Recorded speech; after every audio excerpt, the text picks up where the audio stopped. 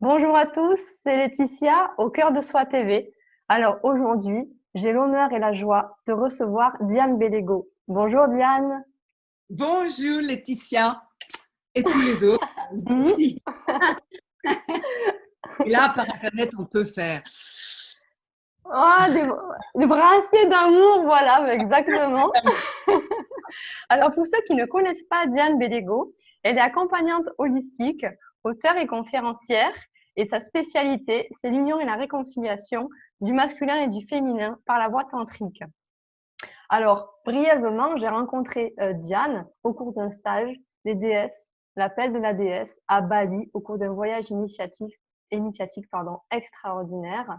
Et nous y reviendrons de toute façon après. Diane, nous en reparlerons un peu plus en détail à la fin de notre entretien.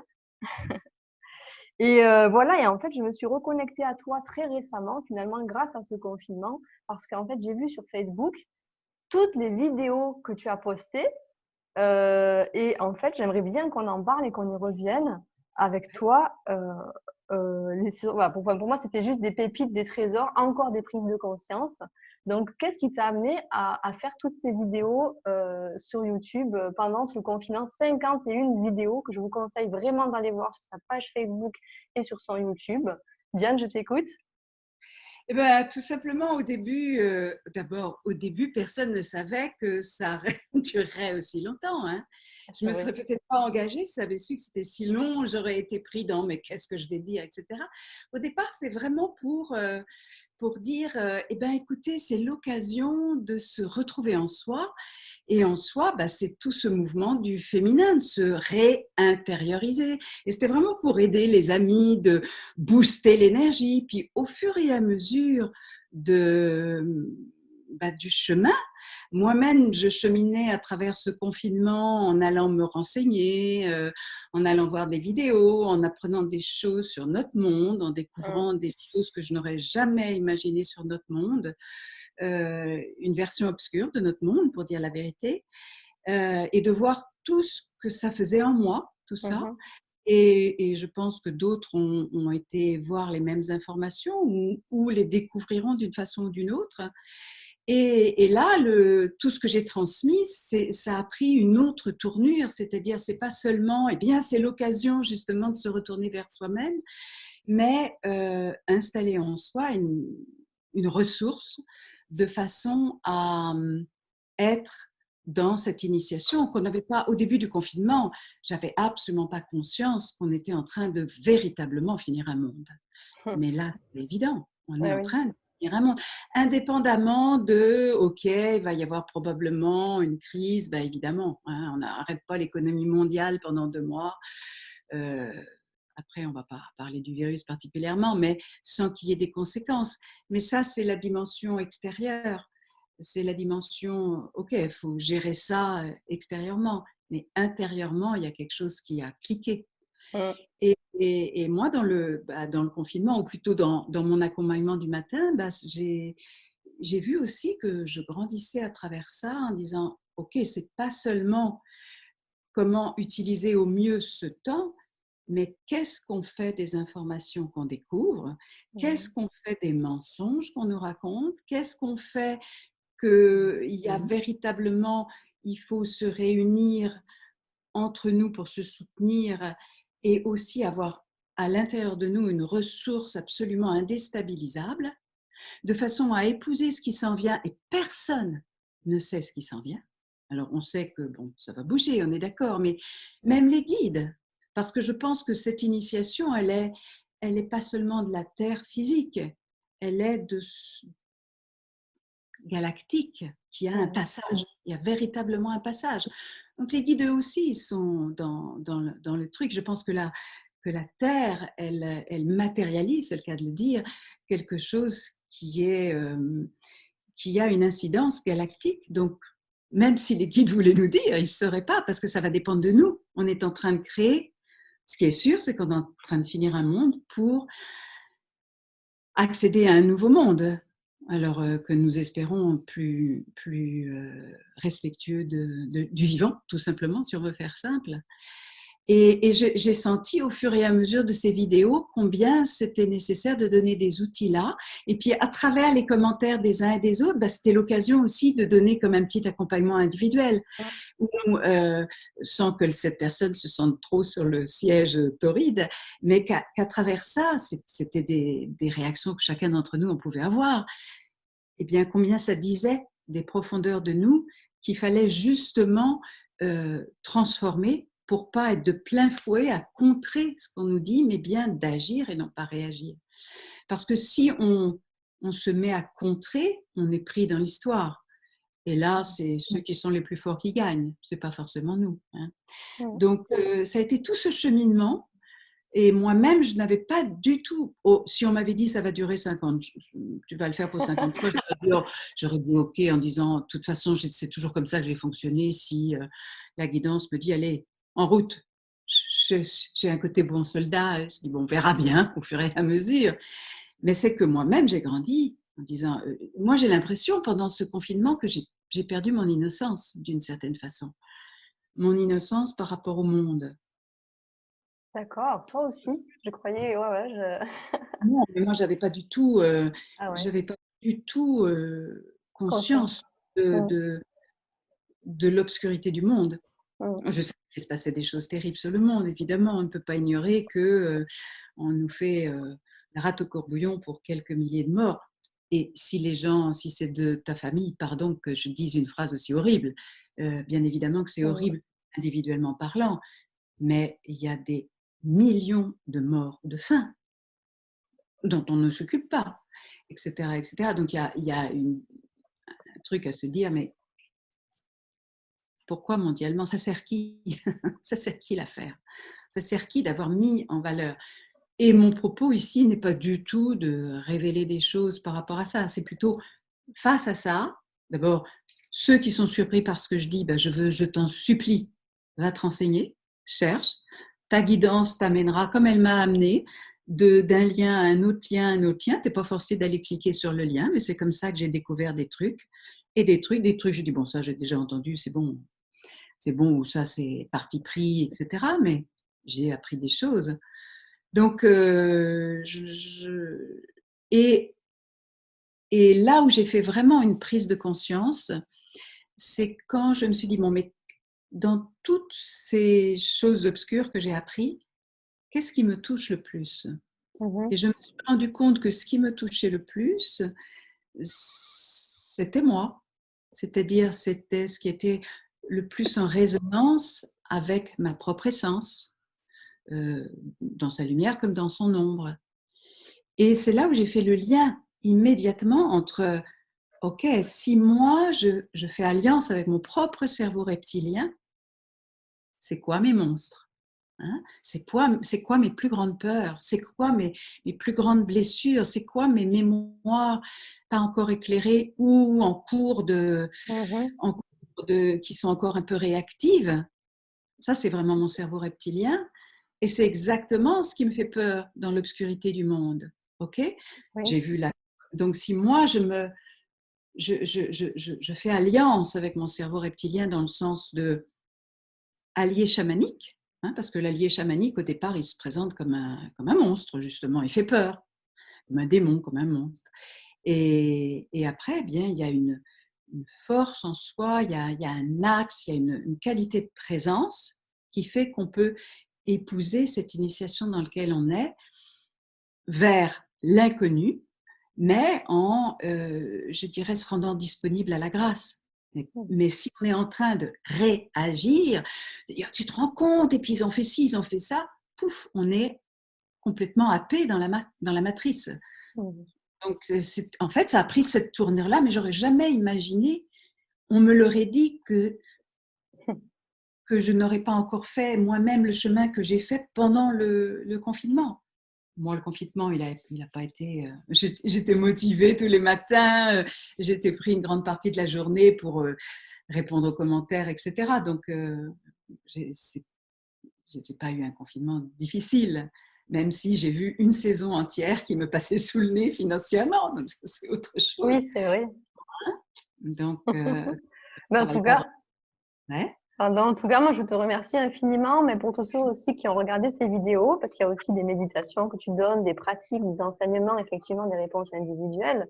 En fait, c'est énorme. Moi, je trouve que c'est extrêmement riche et je conseille à tout le monde d'aller jeter un œil. Vraiment. Et ben, Merci, Diane. je me suis dit, qu'est-ce que je peux transmettre? En fait, c'est simple. Ouais. Qu'est-ce que je peux transmettre là? Voilà, comme ça, et qui sont utiles. Donc, j'ai de tout donné ce que je pouvais transmettre dans ce cadre de rentrer dans une petite demi-heure. Je voulais pas que ce soit trop long, trop prise de tête. Et puis qu'en même temps, ça donne l'idée à la journée de, voilà. Donc, vraiment, oui, vous avez Ouais. des perles. Et puis, il y a des choses qui sont venues sur le moment pour ce moment-là, quoi. Mhm. Ouais, oui, oui, c'était vraiment très intéressant.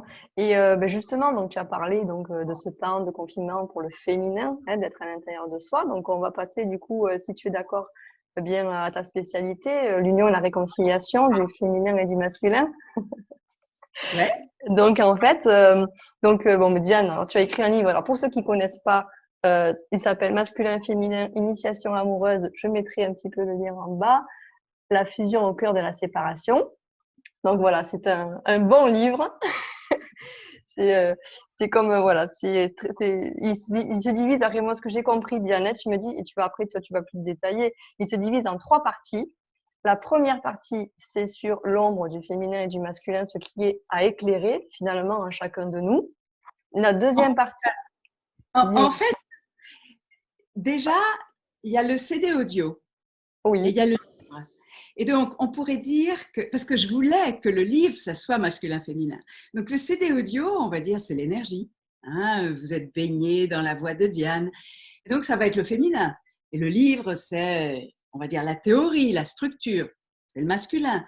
Et à l'intérieur de ça, il y a la première partie, c'est qu'est-ce qu'on observe dans le monde?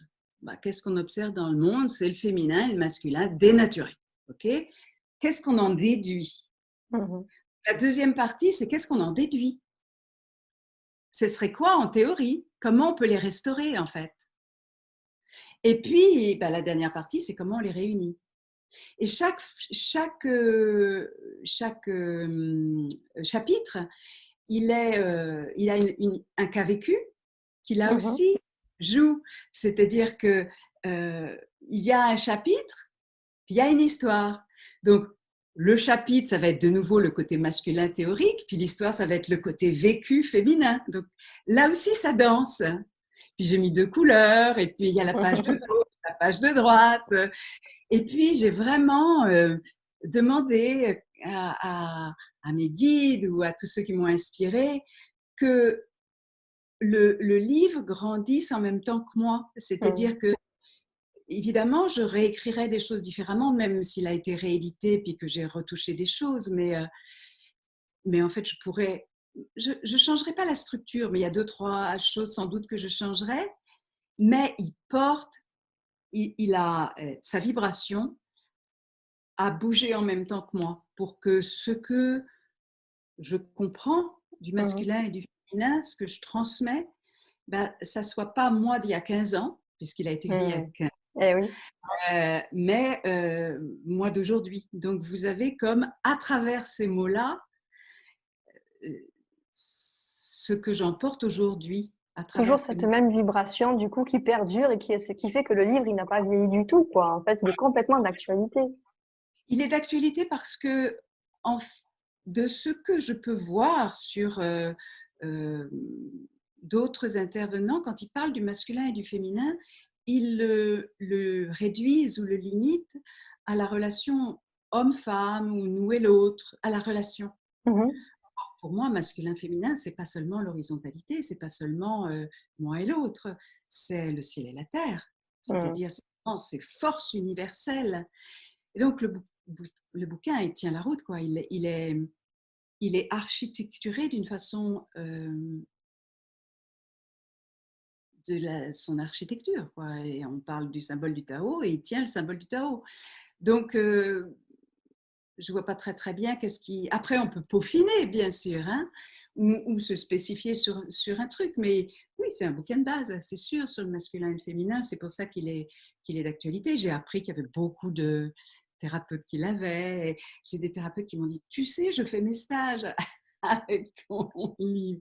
J'étais infiniment touchée parce que moi, quand j'ai écrit le livre, je n'avais aucune idée que j'accoucherais de ça parce qu'il a une drôle d'histoire. J'étais dans un moment,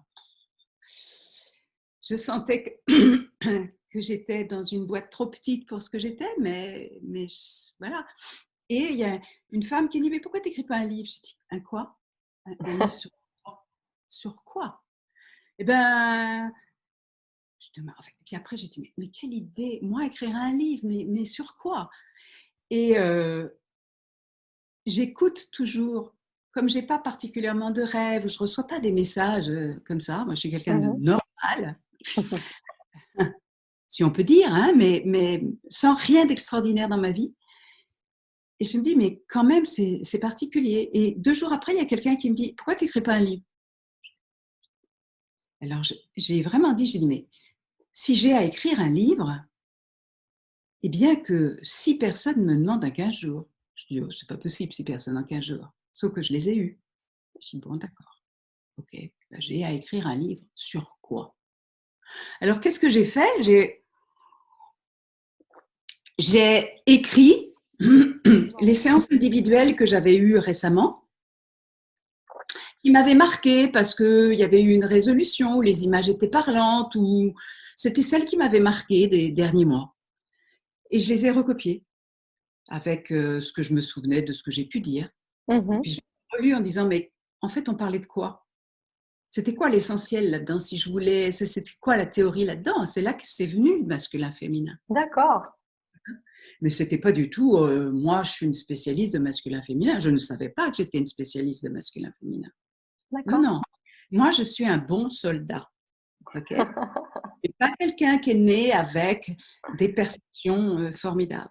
C'est probablement ça aussi qui est rassurante pour les gens. Voilà, alors c'est sûr que je porte une connaissance, c'est avec le recul maintenant que je peux le dire.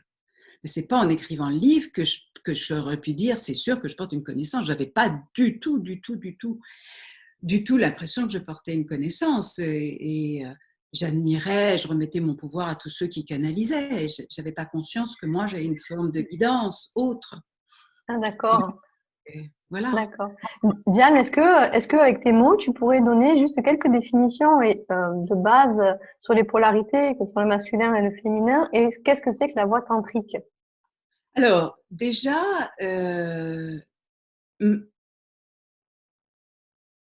j'aime faire référence au symbole du Tao. Vous voyez le rond, hein, avec il y a une courbe comme ça, puis il y a les petits ronds. Et en fait, le Tao et le Tantra, ça a cette même représentation de fond du monde, de la réalité. On prend ça, on l'a en commun. Et on va dire le Tao, ça va être la voie masculine, parce que dans le Tao, il y a des pratiques, on fait ça pour obtenir ça, une bonne santé ou pour améliorer tel organe. Tandis que le Tantra, c'est plus, on ne fait rien pour quelque chose, on est dans la voie de la pure spontanéité, c'est vraiment une voie féminine. Et c'est comment, en vivant la vie, en vivant pleinement la vie, on peut épouser ce qui est là.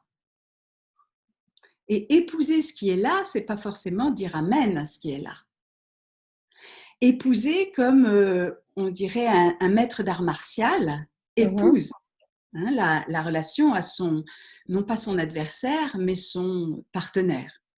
Donc, épouser ce qui est là sans rien rejeter de la réalité. Et si on en revient au symbole du Tao, une chose pour moi qui est... alors, en haut, on l'associe au masculin parce qu'on associe le masculin à la conscience. Et souvent, cette partie, elle est plus claire, blanche, on va dire. Et puis en bas, c'est foncé. Soit c'est noir, c'est relié à la matière, alors il peut y avoir rouge. Puis dans le bouquin, ça met 2 couleurs, d'ailleurs, qu'on revoit sur ma tenue. C'est mes couleurs, vous voyez, par exemple, Vous voyez qu'on ne peut pas se refaire et comment je suis habillée, hein, c'est ma couleur, les tiges, les murs de la maison et tout. D'habitude, alors ça c'est donc le masculin, ça c'est le féminin. Et il y a les petits ronds à l'intérieur. Imaginons déjà que ce symbole qu'on voit vertical, on le met horizontal, on le met par terre. Imaginons qu'on le met par terre ou sur une table. Ces petits ronds ne sont pas des petits ronds, mais sont des colonnes qui nous relient entre ciel et terre. Et en fait, ces petits ronds sont un quart de nous-mêmes. Ce n'est pas des petits quelque chose. Et j'ai compris ainsi que c'est l'horizontalité et la verticalité en nous. L'horizontalité, ça va être moi et l'environnement, moi et l'autre. Et puis la verticalité, c'est moi incarné sur Terre, relié à l'univers. Donc, le masculin horizontal dans la vie habituelle, il est assez classique, celui qu'on dit, ça va être la force universelle, émettrice, créatrice, qui explore le monde. Et son gros défi, c'est est-ce qu'il est centrifuge depuis le cœur? Est-ce qu'il reste dans le cœur et qu'il va là-bas? Ou est-ce qu'il sort du cœur? C'est tout le chemin du masculin. Et le féminin, c'est cette force à l'horizontale, c'est cette force centripète qui ramène au cœur et au centre. Donc, c'est une force d'unification, c'est une force de pacification, etc. Quand on regarde, donc, émission, exploration, action dans le monde, et puis résolution, revenir au cœur, union, on pourrait dire pardon, mais ça nous amènerait trop loin. Mais regardez déjà, ce masculin, le grand là, le grand, avec son petit rond à l'intérieur. Donc c'est le masculin qui agit dans le monde. Ok. Mais s'il n'écoute pas son petit rond, s'il n'écoute pas son cœur, il agit en brut, il agit en force. Mais s'il écoute son petit rond, il écoute son féminin intérieur, il peut savoir si son action était en accord avec son cœur. Ah, ça change déjà des choses. Alors, regardons les petits ronds qui sont en fait des colonnes. Donc, on a le féminin, qui est cette force qui monte de la terre vers le ciel. Le masculin, qui est cette force qui descend du ciel vers la terre. Alors, celui qui descend, ça va être la conscience individuelle, la conscience universelle qui s'individualise. Donc, c'est la force d'individuation, c'est la force de concentration, c'est la prise de conscience. Et dans sa dimension la plus basse en termes de vibration, pas en termes de jugement, mais de vibration, c'est l'individuation à son maximum qui va dire « moi je », ça va être l'ego. Et donc, qui vraiment descend dans la matière pour l'ensemencer de sa dimension divine, sa dimension universelle, à condition qu'il s'ancre. Donc, un des défis verticaux, c'est d'aller au bout de son action. C'est d'aller... il y en a dans nous. Moi, j'en ai des listes de choses que j'ai à faire depuis des années, des collections de CD, de méditation, etc. Ou de se perdre dans le détail, etc., etc. Donc, c'est vraiment l'individualisation, c'est-à-dire de prendre conscience des conséquences de mon action. Et cette force complémentaire, bien évidemment, universelle, qui est, c'est quoi? C'est la matière qui s'élève vers l'esprit. Donc ça, c'est une force d'évolution. C'est une force de transmutation, de spiritualisation qui rejoint naturellement l'esprit et qui s'éveille quand? À l'adolescence. C'est notre énergie de vie, nous sommes en forme dans notre matière, dans notre corps qui s'éveille. Et à l'adolescence, on se dit, moi, je vais devenir lama, rabbin, sais-je, etc. Mais c'est aussi en tant que femme, notre propre énergie extatique, orgasmique. Mais qu'est-ce qu'on a fait, nous les femmes? On a remis aux hommes le pouvoir de nous amener au 7e ciel. Or, physiquement parlant, nous sommes féminins. Donc, on l'a physiquement, on a remis le pouvoir. Rien que ça vous donne une idée. Bon, ça, voilà. Horizontalement, c'est le truc un peu classique, mais on s'est posé la question que le petit rond, c'était pas con. hein, et que c'était pas. Et là, physiquement, quand on se les représente comme ça c'est une force d'involution. Et ça, c'est une force d'évolution, donc Mhm. masculin, etc. Et en fait, on est fait des quatre, on va dire, on est fait de bien plus, mais ça donne idée de ce que ça peut être, ces deux forces. Mais en ce moment qu'on est vraiment dans, dans un passage initiatique, on a besoin de sortir de l'horizontalité, c'est-à-dire nous et l'environnement, pour s'installer dans notre verticalité. C'est quoi d'habiter ce corps-là, cette vie-là, en ce moment, relié à l'univers, dans ce moment incroyable. Donc on a besoin vraiment de se mettre dans cette verticalité, de façon à pouvoir répondre à la partie de nous qui est dans la matrice, hein, qui doit gagner sa vie, qui traverse ses peurs, qui a son cerveau reptilien qui s'active par moment, pour lui donner une ressource. Donc, c'est ça que je D'accord. peux dire. Alors, la voie tantrique, eh bien, c'est la voie d'épouser ce qui est là en incluant la totalité de l'expérience humaine. On pourrait dire du tantra que c'est la seule voie qui utilise tout. Et c'est pour ça que cette voie a été caricaturée, puisqu'elle utilise même le désir et la sexualité comme moment de conscience. Mais Mhm. ça a été caricaturé en disant que en faisant l'amour, on pouvait obtenir rien du tout. Rien du tout. C'est un endroit de conscience comme un autre. C'est simplement plus fort parce que tout est concentré. Mhm. Mais ce n'est pas un endroit privilégié dans le tantra. Quand on lit le tantra originel, qui est une forme de yoga non postural, il y a, on va dire, grosso modo 112 pratiques qui sont parfois des réflexions philosophiques. Mhm. Là-dedans, il y en a trois qui parlent de sexualité, et quand on les lit, on se dit c'est pas très exotique. En fait, c'est plutôt une réflexion, une forme de yoga, quoi. C'est vraiment poser la conscience. Et on est loin d'un exotisme sexuel. Donc là, mais comme c'est la seule voie, et c'est une voie aussi qui utilise l'ombre, les sentiments violents, etc. C'est-à-dire qu'on ne peut pas imaginer qu'on va s'unir à la totalité sans prendre l'ensemble. Mhm. On a vraiment besoin de la globalité. Tandis que toutes les autres voies vont dire il vaut mieux mettre l'accent là-dessus. Par exemple, je ne suis pas bouddhiste, mais les bouddhistes vont dire, et souvent les maîtres bouddhiques ont eu des maîtres tantriques, hein, mais ils ont un peu. Que ça, c'est mieux que ça. Ce n'est pas faux. Mais qu'est-ce qui fait quand se présente le grand machin? Tandis que le tantra dit ben, on prend tout. Qu'est-ce qu'elle a? Qu'est-ce qu'elle a? Et donc, par exemple, dans les pratiques, il y en a une qui parle de l'éternuement. Hein, vous ne voyez pas dans la créativité l'éternuement. Ah ouais. Pourquoi? Parce que tu ne peux pas faire autre chose. Quand tu éternues, tu es tout entier. Ah ouais, d'accord. Réfléchis. Tu ne peux pas penser et éternuer en même temps. Tu ne peux pas te gratter le nez et éternuer en même temps. Hein, parce qu'au cœur de l'éternuement, il y a comme. C'est comme oh, un moment de révélation. Donc j'adore cette idée-là. Exemple, ah ouais, d'accord. Il est Bon, rigolo. c'est inclus dans d'autres pratiques, mais j'ai trouvé ça vraiment C'est très chouette. amusant. Ouais. Et Donc voilà, pour moi c'est ça le la tantra, voix et tantrique. moi je le prends vraiment comme une voie vraiment holistique, et ça permet de vivre la vie au quotidien d'une façon consciente et savoureuse.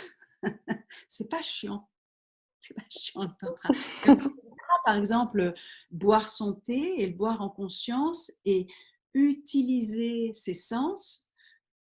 Les sens, par exemple, peuvent être un outil de conscience. On le sait avec la petite Madeleine de Proust. Mhm. Il sent une odeur et il se retrouve dans l'enfance. Okay, donc, au bout de l'organe des sens, l'ego se dissout, se détend, et il y a quelque chose qui apparaît, qui est une forme de guidance ou de pure spontanéité, qui nous met en contact avec quelque chose qui cherche à revenir. Okay, et donc, à chaque fois qu'on utilise nos sens, on peut être vraiment conscient. Donc, évidemment, vous pouvez, voilà, je peux parler 2 heures du temps. Mais Diane, Déguisé ou il a été travesti à cause de la sexualité. Ce qui est... Mais la bonne nouvelle, c'est que c'est aussi on peut du coup dans la sexualité mettre plus de conscience. ouais. D'accord, Diane, merci. Mais d'ailleurs, je voulais revenir là-dessus. Tu as créé en fait une formation qui s'appelle le Tantra de la réconciliation. Donc finalement, pourquoi unir les deux polarités? Quelle est, j'allais dire, la finalité ou le chemin? Pourquoi faire? Alors, en fait, parce que notre réalité, elle est polarisée. Oui. Tout ce qui vit, on va dire pour faire simple, émet et reçoit des énergies, des informations. On est dans un champ informationnel. Donc, tout a une fréquence et tout reçoit des informations. Okay, donc, tout est comme émetteur-récepteur. La dualité, quoi. Je dirais la polarisation. Ça devient la dualité quand on les oppose. C'est nous qui les avons opposés. Mais au départ, tu as une pierre, elle émet une fréquence, elle en reçoit, elle n'est pas dans la dualité. Elle est dans l'union de ce qu'est l'essence d'être une pierre. Mais nous vivons la dualité. C'est-à-dire que nous opposons notre cerveau rationnel et notre cerveau intuitif. Nous opposons l'ombre et la particule, nous opposons dedans et dehors. Par exemple, j'aime bien dire ça, comment il s'appelle, Hitler. Hitler, ben, il aimait beaucoup les chiens. C'est-à-dire que à l'extérieur, il était un destructeur et à l'intérieur, il était charmant avec les chiens. Donc il y avait un dedans-dehors où les nazis qui vivaient à côté des camps, ben, ils se séparaient en deux. Il y avait dedans-dehors, etc., etc. Ou bien je mets mes papiers de bonbons à l'extérieur de la voiture et puis mes déchets nucléaires chez le voisin. Voilà, on sépare, mais c'est nous. Je veux dire, l'animal ne fait pas ça. L'animal est dans une union. Ça ne veut pas dire qu'il n'y a pas des prédateurs dans les animaux, mais ils ne vivent pas une forme de dualité. Nous nous opposons jusqu'à opposer les hommes et les femmes, bien sûr. Nous les séparons. Mais la qualité du couple intérieur, la qualité de la relation masculin-féminin, c'est ce qui définit notre monde et c'est ce qu'il crée, c'est ce qu'il génère. Donc, si tout le monde avait un couple intérieur suffisamment, je ne dis pas parfaitement, mais suffisamment en paix, notre monde changerait dans l'instant. Parce qu'on ne ferait pas aux autres ce qu'on ne voudrait pas qu'on nous fasse, complètement. On ne mettrait pas nos déchets à l'extérieur. On ferait des décisions où il n'y a pas de déchets, tout simplement. On vivrait dans OK, j'ai envie d'avoir de l'énergie et j'ai envie de prendre soin et de recevoir les effets de mon énergie, par exemple, qui serait... Et du coup, je choisirais des solutions qui seraient sans déchets ou qui géraient autre chose. Notre monde serait différent. C'est véritablement ça quand je suis en paix. Par exemple, quand je suis amoureux, tout le monde il est beau. On est d'accord, pourtant tout le monde a la même tête que d'habitude. Mais j'aimais autre chose, je vois le monde sous un autre auspice. Donc c'est nous les humains qui avons séparé. Alors après, la poule, l'œuf, est-ce que c'est les humains, etc. On rentrerait dans l'histoire de la Terre et il y a plein de... Et après, on rentrerait dans une mentalisation qui n'a pas beaucoup d'intérêt. Mais masculin et féminin ne sont pas nécessairement en opposition.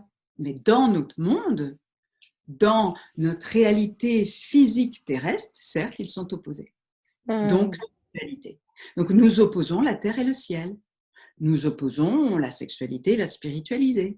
Nous opposons le dedans, le dehors. Nous opposons nous et les autres, nous les éveillés. Nous les éveillés et les autres. Si ça, c'est pas une belle séparation et une belle récupération de l'ego spirituel. Si on peut pas dire nous. Nous tous, les frères et sœurs, les frères et sœurs en humanité.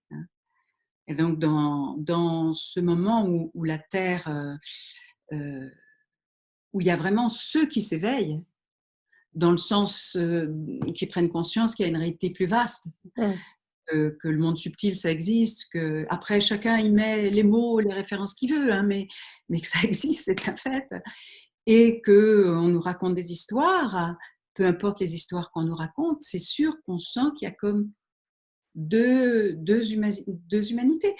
Par rapport à ton livre. Donc justement, le tantra de la réconciliation, enfin la réconciliation et l'union, c'est pour arriver à ce que tu appelles les noces alchimiques. J'adore ce nom. Ouais. Et donc en fait, tu décris dans ton livre 12 étapes pour cela. Bon, il y a tous les protocoles à lire, etc. Et en fait, j'avais une partie en fait que j'aimais bien. Je t'en ai parlé. Est-ce que tu es d'accord pour la lire? Ah bah bien sûr. Alors redis-moi la page. C'est page 379.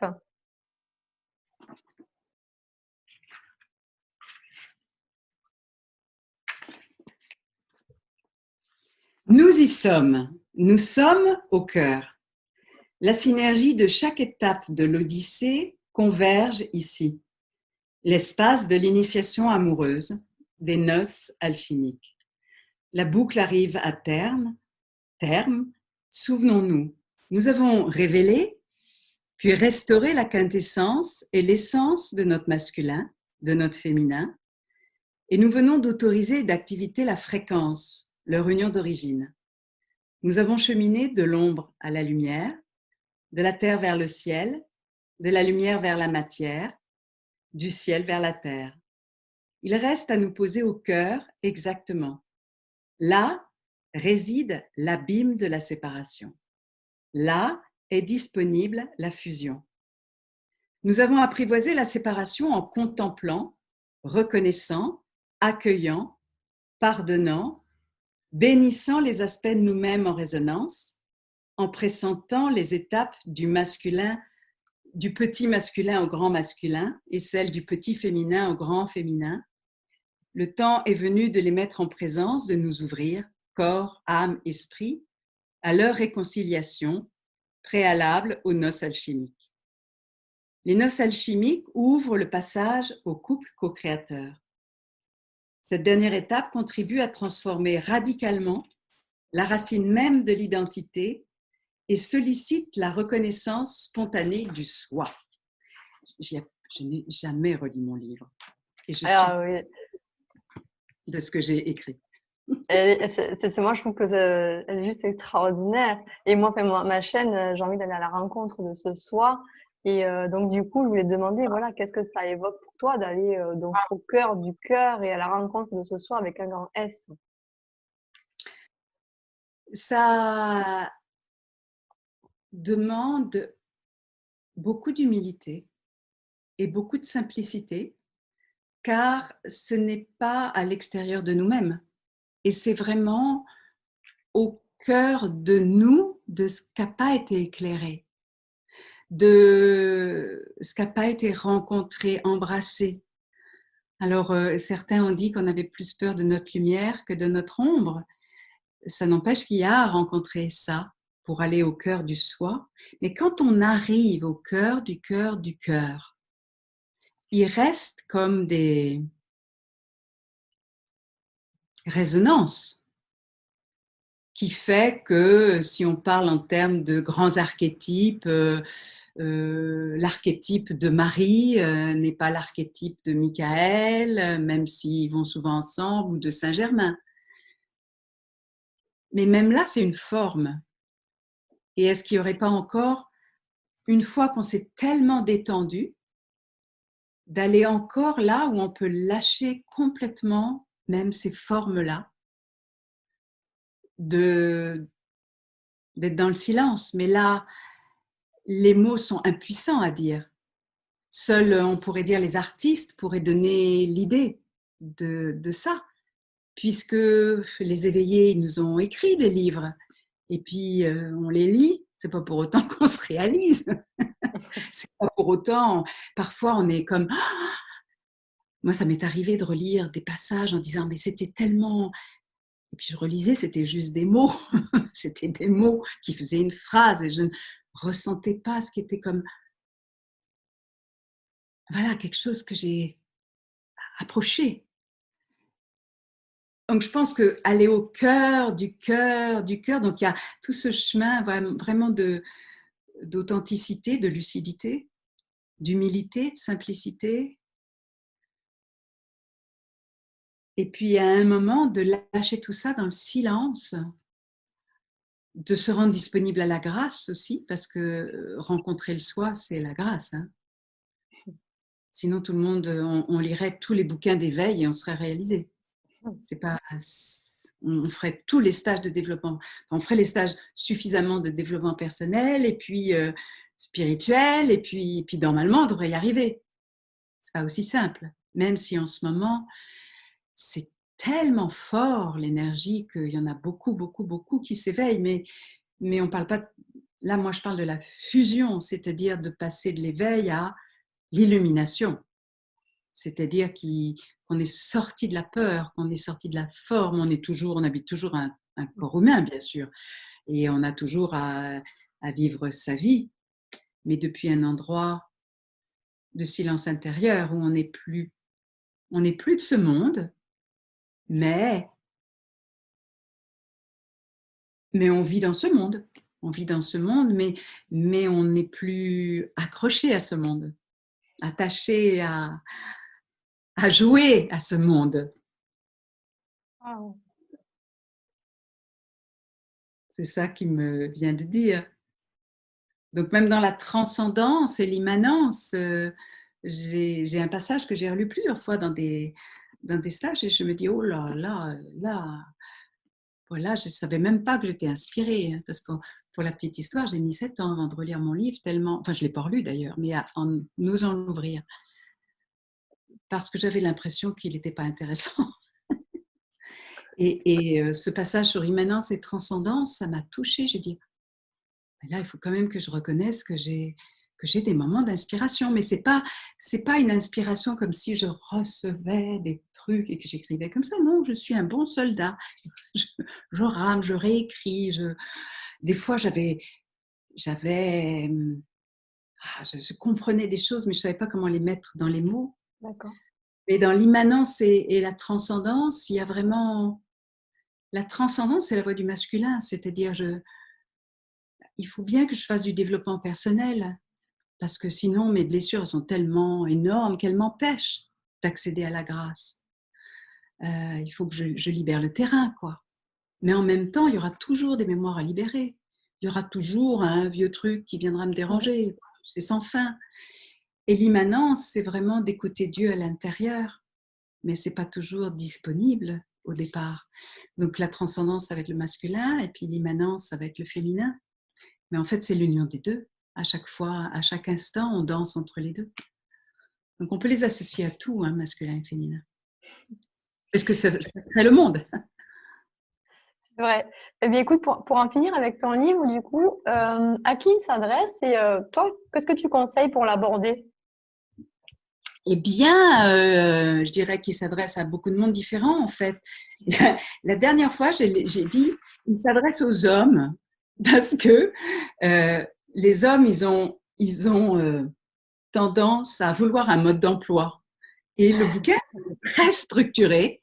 Et Ah tu oui, fais ton mode d'emploi. Et c'est vraiment un bouquin où les hommes peuvent dire « Ah, ça tient la route ». Parce que souvent, par exemple, quand je reçois un couple, le cas classique, c'est pas toujours le cas, mais le cas classique, c'est la femme a plus cheminé, puis elle me dit « Je t'amène mon bonhomme, mais tu sais… il n'est pas du tout là-dedans. » Puis à la fin de la séance, le bonhomme est beaucoup plus convaincu. C'est lui qui a plus compris ce que je disais. ah ouais. Parce que c'est logique, mon histoire. C'est Ouais. logique. Alors, il y a ça. Il y a ceux qui ont envie qui ont vécu une spiritualité, mais un peu là-haut, et qui ont besoin de Mhm. redescendre dans la vie quotidienne. Il y a les gens qui aiment bien les histoires et qui peuvent lire en lisant que les histoires, en disant « Ah ouais, je comprends. » Et puis, il y a beaucoup de thérapeutes parce qu'ils ont besoin de comprendre. Il y a, comme j'ai fait des dessins sur quand notre masculin il est coupé là, ou idéalement il devrait être comme ça, mais quand il est coupé là, ça donne tel genre de comportement. Ça donne aussi aux personnes de dire Ah oui, d'accord. Mais alors du coup, donc d'avoir quelque chose de très compréhensible de comment on fonctionne, par exemple. Et ça s'adresse à tous ceux qui sont passionnés par la relation, hein. Oh oui, c'est Euh, un mode d'emploi, moi, je trouve. oui, C'est c'est un ça. mode d'emploi, Ouais, c'est ouais, ça. ouais. C'est un compagnon de vie parce que Oui, c'est pas un bouquin qu'on peut lire du début à la fin. On peut lire les histoires du début à la fin, on peut écouter le CD audio du début à la fin, mais il est dense, donc on va en prendre une partie, puis la suite. puis une autre. Oui, parce que tu donnes des méditations, il y a des pratiques d'ancrage aussi. Enfin, il y Des a des pratiques. techniques aussi dedans, hein. Oui, donc on peut vraiment dire ah oui, je vais faire ça, cette pratique-là va être oui, oui, oui, bah, tous ceux qui ont besoin d'outils, par exemple, Mhm, mhm, fort utile, par exemple. mhm. D'accord. Ben, merci Diane. Ils Euh, devraient être remboursés par la sécurité sociale, par exemple. c'est ça, on devrait l'apprendre dès la maternelle. Voilà, dès la maternelle.